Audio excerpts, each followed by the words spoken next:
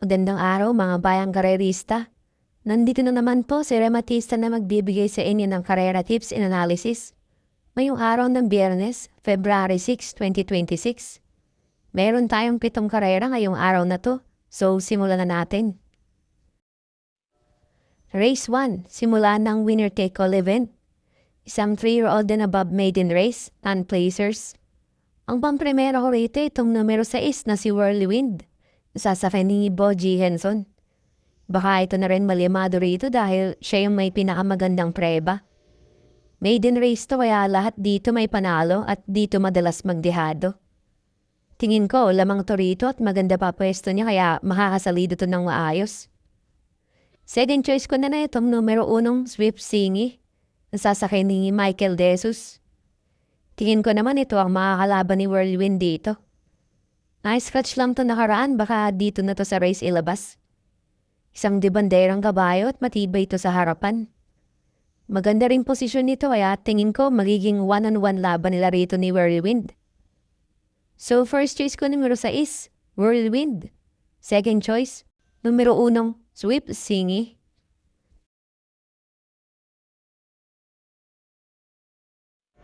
Dito naman tayo sa race 2, simula ng pick 6 event. Isang class 5, 17 to 41 split. Ang pampremera ko rito itong dehado agad numero 4, Angry Maxine, nasasakay ni JL Santiago. Parang magkakadehaduhan nga rito sa race na to. Ito, pampremera ko itong numero 4, Angry Maxine. Last win ito meron tong 114.8 sa 1200. Isang debandehang kabayo at subok na rin to sa malalakas na laban.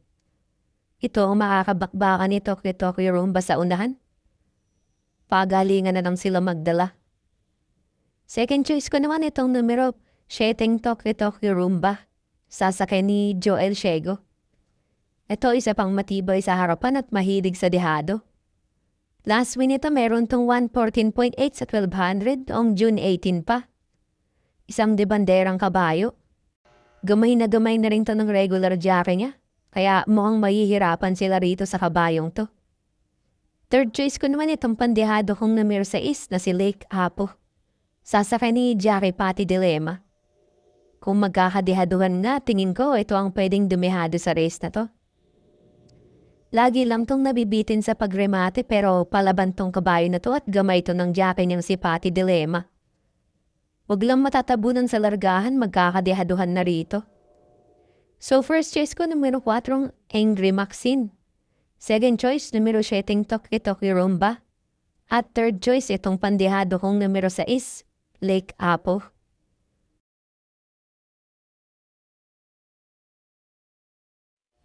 Lipat naman tayo rito sa race 3. Simula ng pick 5 event. Isang class 4, 42 to 56 split. Ang pampremera ko rito itong numero 1, Fields Amor. Nasasakay ni Jackie Jeff Sarate. Ang ganda ng tinakbo nito nakaraan, talagang nabitin lang at medyo malakas nga kalaban niya dun na si Catral. Last run nito meron tong 112 flat sa 1200 nitong January 30 lang. Isang debanderang kabayo at matibay nga to sa harapan. Tingin ko lumalabas na yung buti ng kabayong to. Maganda posisyon niya ngayon kaya tingin ko wala na tong pauunahin dito. Second choice ko naman itong dehado kong numero 6 na si Sandigan. Nasasakyan ni Ryan Base.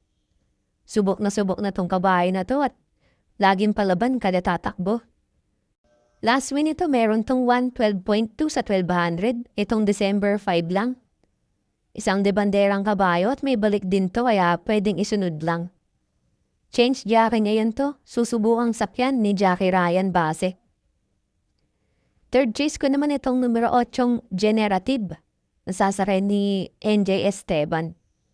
Tingin ko humahanap lang ng tiyempo tong kabayo na to. Last win ito meron tong 124.4 sa 1400 noong October 15 pa.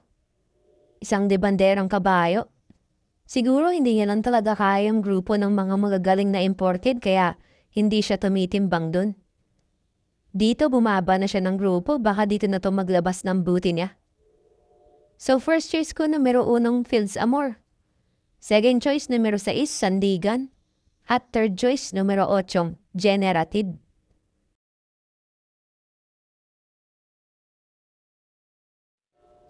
Race 4, simula ng Pick 4 event. Isang Class 4, 42 to 56 split ulit. Ang pampremera ko rito itong numero 1, Coming Early, sasakay ni Eminem Gonzalez. Dating super horse tong kabahay na to, talagang napahingalam ng matagal.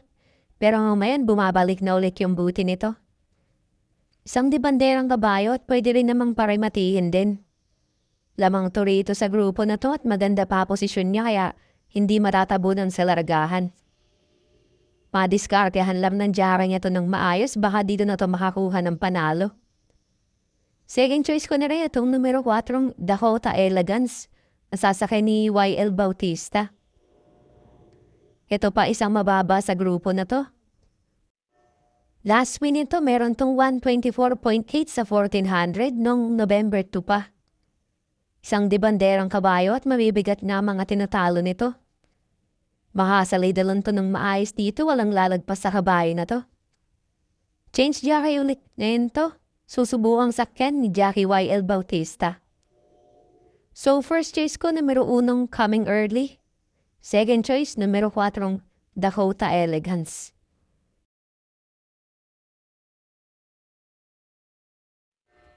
Dito naman tayo sa race 5. Huling extra double para sa araw ng Biyernes. Isang Class 5, 17 to 41 split. Ang pampremera ko rito itong numero 7 na Range Sting, nasasakay ni JL Lazaro.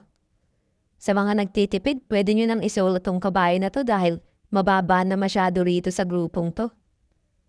Last win ito noong May 11 pa. Meron tong 127.6 sa 1400. Isang debanderong kabayo at may remate rin to. Sanay na rin to sa malakas na laban kaya tingin ko easy race to para sa kanya. Kung may makakasibak man sa kanya, ito yung second choice ko. Numero 5, Don Pedro. Nasasakay ni Charles Reyes. Tingin ko ito lang ang pwedeng tumalo sa kay Sting dahil may katulinan tong kabayo na to. At pag walang nagbigay ng pressure sa harap dito, baka makabuo na tong kabayo na to. Sanay na rin to sa matitinding laban kaya wag nilang hayaang maabandera to mag-isa. So first choice ko numero 7, Sting.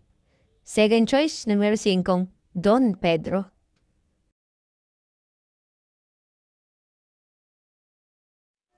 Dito na tayo sa race 6. Huling daily double para sa araw ng Biyernes.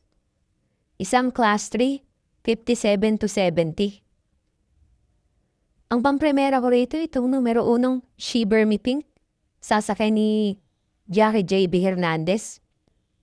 Laging problema lang nitong kabayo na to ay yung peso niya dahil mabigat talaga ang 58. Last run nito talagang nag-uumento yung nakalaban niya dong si Calculus kaya medyo nabitin tong kabayo na to. Pero may best time tong 110.8 sa 1200 kaya tingin ko shot pa rin ang lamang rito sa race na to. Binalik na ulit ang renda kay Jackie J.B. Hernandez. Maganda pa posisyon niya ngayon kaya tingin ko siya pa rin ang mauuna rito sa race. Second choice ko naman itong pandihado kong numero 2 na si Mucha ng Pasay, nasasakay ni Ryan Base. Talagang may boot itong kabayo na to, kailangan lang mabatak sa matataas na grupo. Last win ito sa trophy race, meron tong 126.4 sa 1400. Pigil pa nga tong nanalo at kitang-kita na sobra-sobra pa tong kabayo na to dun. Change jockey ngayon to. Susubuang sakyan ni Jackie Ryan Base. Madiskartehan lang to ng maayos ng hinete niya baka maka-upset to rito. So first choice ko itong numero 1, Shiver Me Pink. Second choice numero 2, Mutya ng Pasay.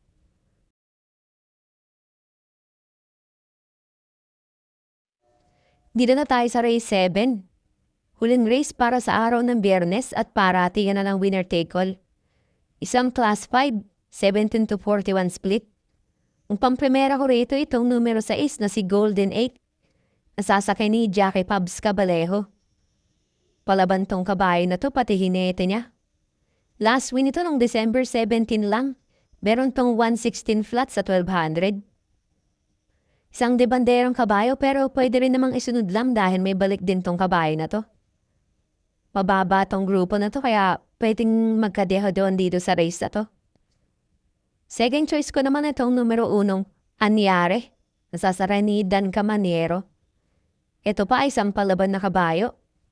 Last win ito meron tong 115.2 sa 1200 noong September 5 pa. Isang debanderang kabayo at pwede ring parimatihin din. Kamay din to ng regular jara niyang si Dan Camaniero. Baka sarili lang maayos at huwag matatabunan sa largaan, sakto to sa balya dahil mahilig tong pumesto lagi sa balya. Third choice ko na rin itong numero 4, Naughty Angel, nasasakyan ni C.S. Pare Jr. Baka makadihado pa to ritong kabayo na to kaya para sa akin ito ang magandang pandihado. Nabibitin lang to sa pagremate nakaraan pero baka rito makakuha na to ng tamang tiyempo sa pagremate niya. Gamay din to ng regular diyan yung si CS Pare. Madiskartehan niya lang to ng maayos magkakadehaduhan talaga sa race na to. So first choice ko numero 6, Golden 8. Second choice numero 1, Anyare. At third choice numero 4, Naughty Angel.